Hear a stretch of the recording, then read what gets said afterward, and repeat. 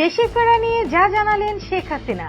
দীর্ঘ প্রায় 2 বছর দেশের বাইরে থাকা বাংলাদেশের ক্ষমতাচ্যুত প্রধানমন্ত্রী ও আওয়ামী লীগের সভাপতি শেখ হাসিনা ঘোষণা দিয়েছেন, সব ধরনের রাজনৈতিক প্রতিকূলতা, ষড়যন্ত্র এবং আইনি বাধা উপেক্ষা করে তিনি চলতি বছরই দেশে ফিরবেন।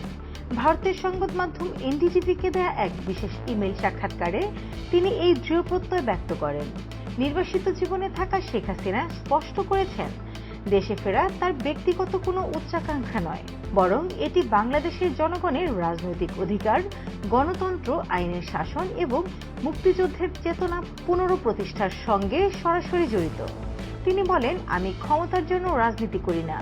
জাতির পিতা বঙ্গবন্ধু শেখ মুজিবুর রহমানের স্বপ্নের সোনার বাংলা গড়ে তোলার লক্ষ্যে আমার এই সংগ্রাম।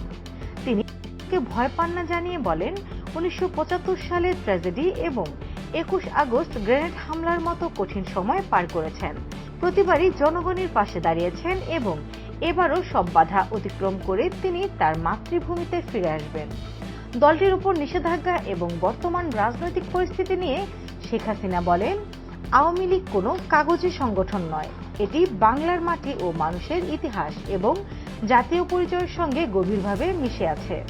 ৭৭ বছরের ইতিহাসে দলটি বারবার কঠিন সময়ের মুখোমুখি হয়েছে, কিন্তু প্রতিবারই জনগণের শক্তিতে ঘুরে দাঁড়িয়েছে।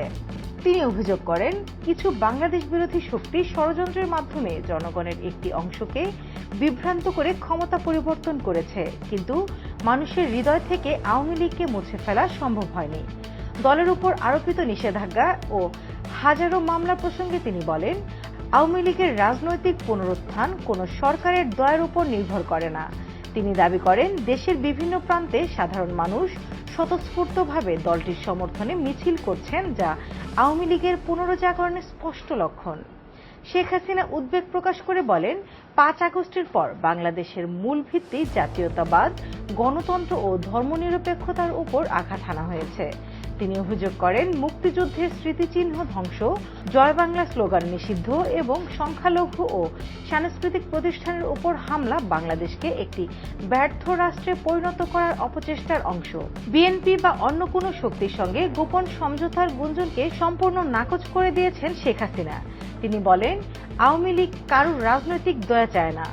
গণতন্ত্র এবং জনগণের ভোটাধিকার কোনো গোপন দর কষাকষির বিষয় নয়, এগুলি সাংবিধানিক অধিকার। ভারতে অবস্থান করলেও তার মন পড়ে আছে বাংলাদেশে। তিনি জানান, বাবার সমাধি এবং প্রিয় দেশবাসীর কথা ভেবে তিনি প্রতিটি মুহূর্ত অস্থিরতায় পার করেন। তিনি বলেন, আমি শেষ দিন পর্যন্ত সংগ্রাম চালিয়ে যাব। আমি দৃঢ়ভাবে বিশ্বাস করি, জনগণ আবারও গণতন্ত্র ফিরে পাবে এবং আওয়ামী লীগ জনগণের শক্তিতেই ঘুরে দাঁড়াবে। স্নিগ্ধা আখি, দৈনিক নতুন সময়, ঢাকা।